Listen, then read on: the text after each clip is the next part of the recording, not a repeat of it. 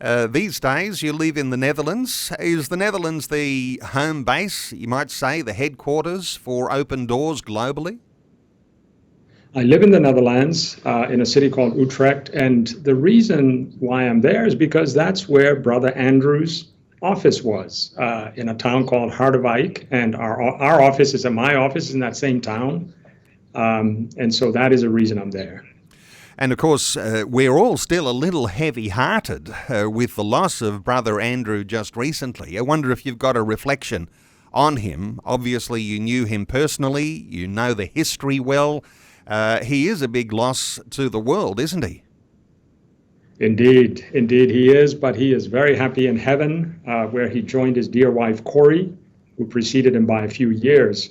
Brother Andrew was an amazing man in the sense that he was able to be humble despite the fame that he attracted, not deliberately, I should say, but just because of the way he was able to explain the ministry, and it made sense to so many. I know he was mainly known as God's smuggler because of his first book that he published.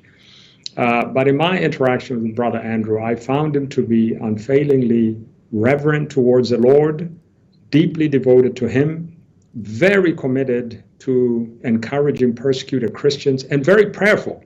Right up to the time he left this world, he always had a list of prayers that he prayed over.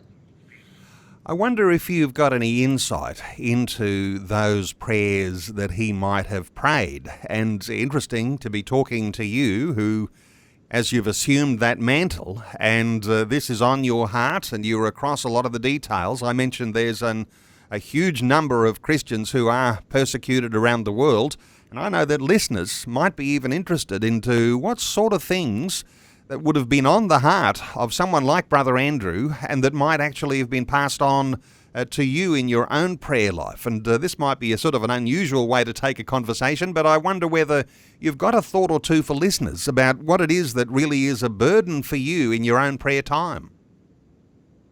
Well, Brother Andrew was deeply committed to encouraging and strengthening persecuted Christians, and primarily by providing the Word of God, the Bible. And so the Bible was central to his life. As a matter of fact, when I would visit him, he unfailingly would show me one of hundreds of Bibles that were on his bookshelf. He particularly picked out the Ethiopian Bible written in Amharic, Ethiopian language, a very small, leather-bound, ancient Bible. So the Word of God, Neil, was central to his life.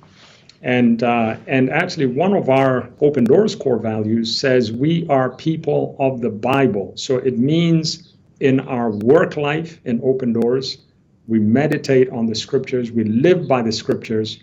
We also promote the distribution of Bibles to people who don't have them.